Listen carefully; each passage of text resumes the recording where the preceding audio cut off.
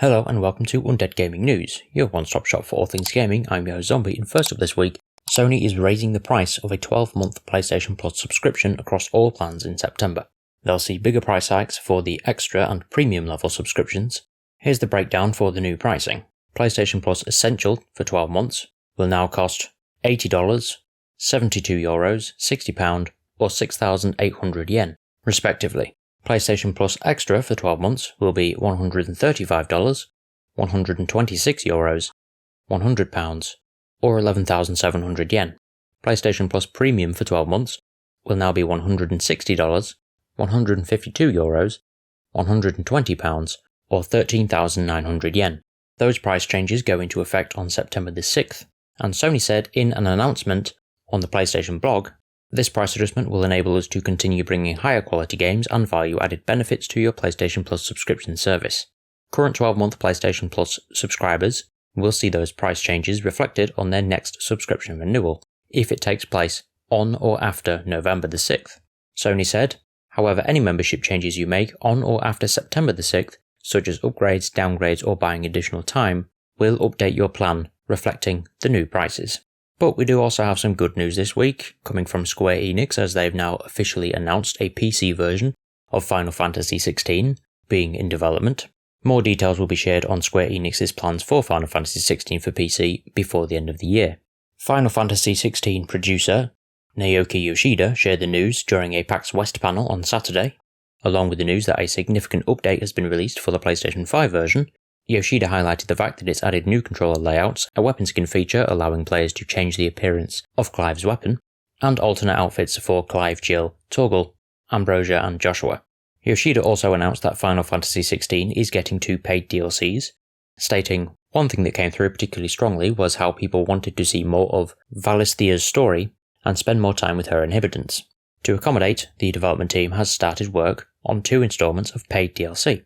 Finally, while Final Fantasy XVI was released as a PlayStation 5 exclusive, we are aware that many of you have been asking for a PC version, so allow me to take this opportunity to officially announce that development on a PC version is currently underway. I hope to be able to give you more information on both the DLC and the PC version before the end of this year, so please stay tuned. Final Fantasy XVI was of course released for PS5 in June, and Square Enix claimed that it would remain an exclusive to Sony's console for at least the remainder of the calendar year. Prior to the game's release, Yoshida said that he'd like to see a PC version of the game released eventually.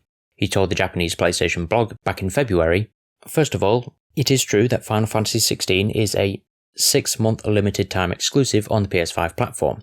However, it is a completely different story that the PC version will be released in half a year. I will make it clear, but the PC version will not come out in half a year. This is because we spent a lot of time and money optimizing the PS5 platform to deliver the best gaming experience. Of course, I would like to release a PC version at some point.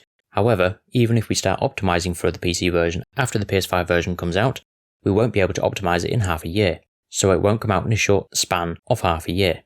I would like to release it eventually, and I think I will, but I am not at the stage where I can say when. However, in other news, Vampire the Masquerade Bloodlines 2 is now set to release next fall. Over 4 years after its initial intended launch, Paradox Interactive has used the Chinese Room, which is the developer of Dear Esther and Everybody's Gone to the Rapture, as the studio to bring the RPG across the finish line. The sequel to the 2004 cult classic was initially supposed to come out in March of 2020. Its first major delay came with the news that the lead writer, Brian Mitsoda, who had also had a very big hand in the original game, and creative director, Kai Clooney, had been fired.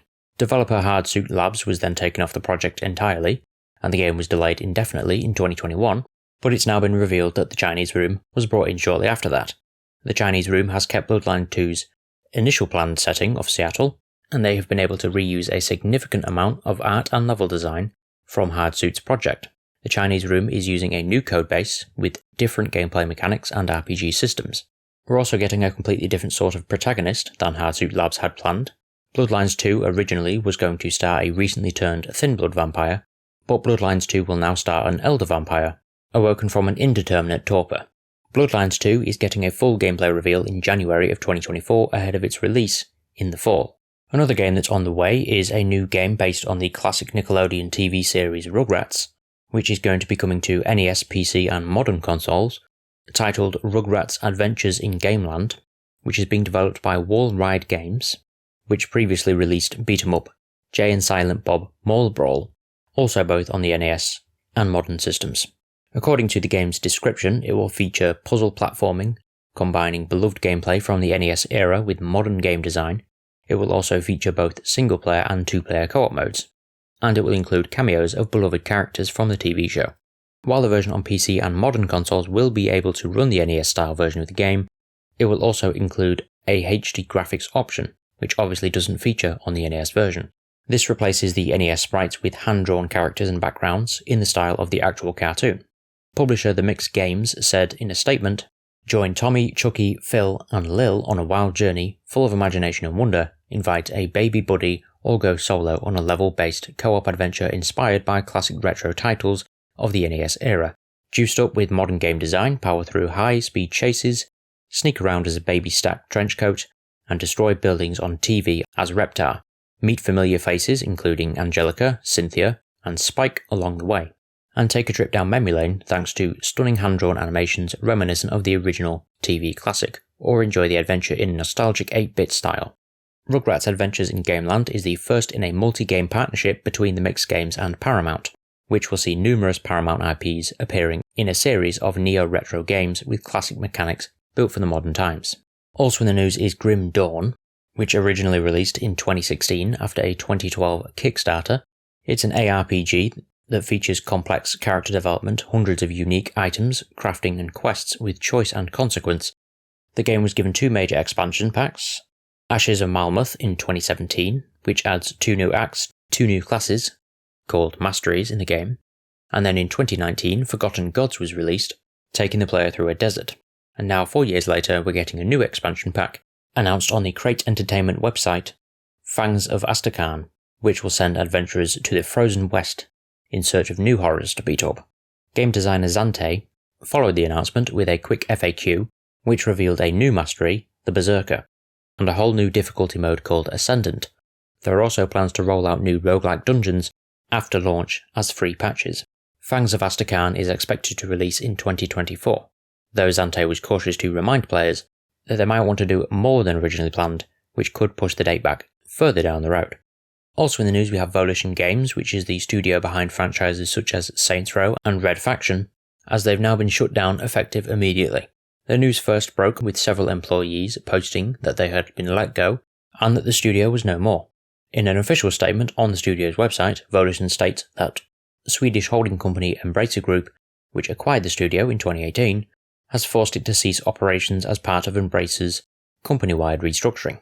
Embracer's restructuring is the result of the disastrous collapse of a proposed $2 billion partnership with Savvy Games Group, the Saudi Arabian-funded organisation, who backed out of a deal in May.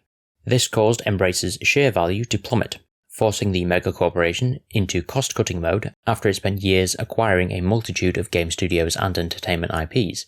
Embracer's CEO Lars Wingefors announced in an open letter plans to make the company a leaner, stronger and more focused, self-sufficient company, which included plans to close or sell off some of its game studios, along with halting projects in development and other cost-saving measures. Unfortunately, Volition has become the first casualty of this restructuring.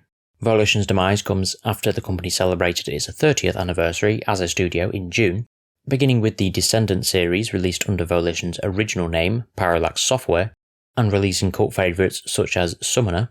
They found major success with the Red Faction franchise during the 2000s, peaking with the well-received Red Faction Guerrilla in 2009. Volition would then kick off the Xbox 360 generation with the release of Saints Row, a GTA-inspired series that steadily gained popularity and a unique identity before reaching its peak with the critically acclaimed Saints Row III in 2011. However, following the release of Saints Row 4 in 2013, the studio entered a rough patch. It took a swing with a new IP, with Agents of Mayhem in 2017, which garnered disappointing sales. Its final game was, of course, 2022's Saints Row Reboot, which also received a mixed reaction from fans, and underperformed in sales, to the point that Embracer transferred the studio to Gearbox. With the studio's closure, it's unclear what's going to become of Saints Row, Red Faction and the other franchises under its umbrella. But they're not the only studio that's closing down, as Mimimi Games is calling it quits after 15 years, The studio announced that the recently released Shadow Gambit: The Cursed Crew will be their final game. Its co-founders, Dominic Abe and Joanne Roth, said, "Dedicating the past decade and half our lives working on increasingly ambitious games took a heavy personal toll on us and our families. After the release of Shadow Gambit, we decided it was the right time to prioritise our well-being and to pull the brakes instead of signing up for another multi-year production cycle. The studio will continue to support Shadow Gambit and has a content update planned to launch later this year, but it will be ramping down the studio over the next few months. They said they are paying employees a bonus to assist them as they look for work. Abe and Roth both said that they don't know what they will do next, but that they still very much love video games. They originally began working in Flash and iOS games, with Dewindacy receiving recognition from the Apple Design Awards in the Student Showcase category. They then moved to premium PC titles with The Last Tinker, City of Colours in 2014. While Roth said that The Last Tinker was a financial disaster in a 2021 interview, he said that the studio learned a lot from that experience that helped it with its breakthrough hit, the 2016 samurai-era tactical stealth game Shadow Tactics: Blades of the Shogun.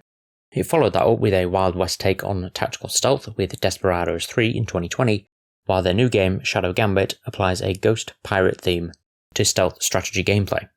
Another studio that's going to be shutting down is Black Eye Games, the developer of medieval MMO Gloria Victis, as they've announced that they will shut down the game and close its doors at the conclusion of its current season.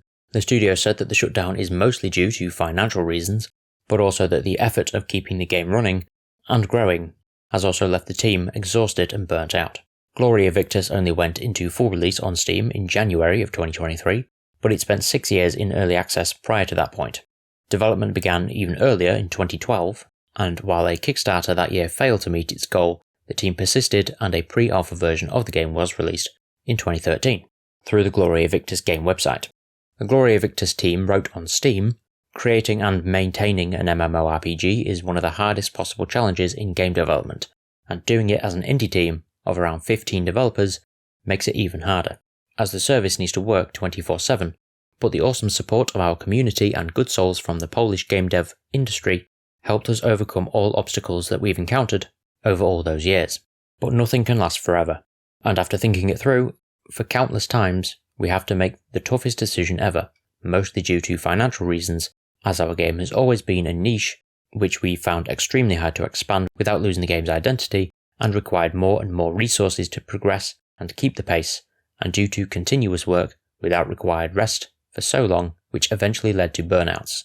We won't be able to provide required maintenance on the game much longer, and sadly for that reason, the new season will be the last in Gloria Victis. We want to invite all of you for the final season, which will end with the server's closure on the 31st of October 2023. The scale of the infrastructure required to run Gloria Victis means that handing the game off to the community in order to continue operation isn't feasible. The studio said, "We studied all potential scenarios and sadly it would be impossible to create a version that would not require excessive infrastructure to host player-made servers. Although Gloria Victis doesn't have a huge number of players, according to the Steam charts it had a peak concurrent player count of 4,175 just after going into full release, but that quickly tapered off to fewer than 700 over the past 30 days. Gloria Victis isn't Black Eye's only game, it's also responsible for Siege Survival Gloria Victis, which is a brutal medieval survival game, and Nadir, a grimdark deck builder. The studio confirmed that it will be closing alongside the Gloria Victis MMO, stating, "We will be doing everything in our power to support our team. We are now starting to reach out to our friends in the industry to find suitable new jobs for all Gloria Victis developers." As for our final story, the Media Artists Union, SAG-AFTRA, has voted to expand its ongoing Hollywood strike to encompass the games industry. In a statement posted to its official website, the union confirmed its board had voted unanimously to send a strike authorization vote to SAG-AFTRA members. In interactive media ahead of its forthcoming bargaining dates with video game companies, key issues up for negotiation include pay and conditions, but also protections against unrestrained use of artificial intelligence, specifically the impact upon performance capture artists. The companies involved in the negotiations include Activision, Disney, EA, Epic Games, Insomniac, Take-Two and Warner Brothers. The statement explains, It has been nearly a year since SAG-AFTRA's video game contract. The interactive media agreement was extended beyond the original expiration date as we negotiated with the companies for critical terms SAG-AFTRA members need. Unfortunately, throughout the negotiations, the companies have failed to address those needs. For this reason, the negotiating committee and national board unanimously agreed that the union should have a member-approved strike authorization in hand when bargaining resumes on the 26th of September. SAG-AFTRA represents approximately 160,000 actors, announcers, broadcast journalists, dancers, DJs, news writers, news editors, program hosts, puppeteers, recording artists, singers, stunt performers, voiceover artists, and other media professionals across the US. But that's all we have time for this week. If you have any thoughts on anything discussed this week, please leave in the comment section below as always, and I'll see you next week. Goodbye.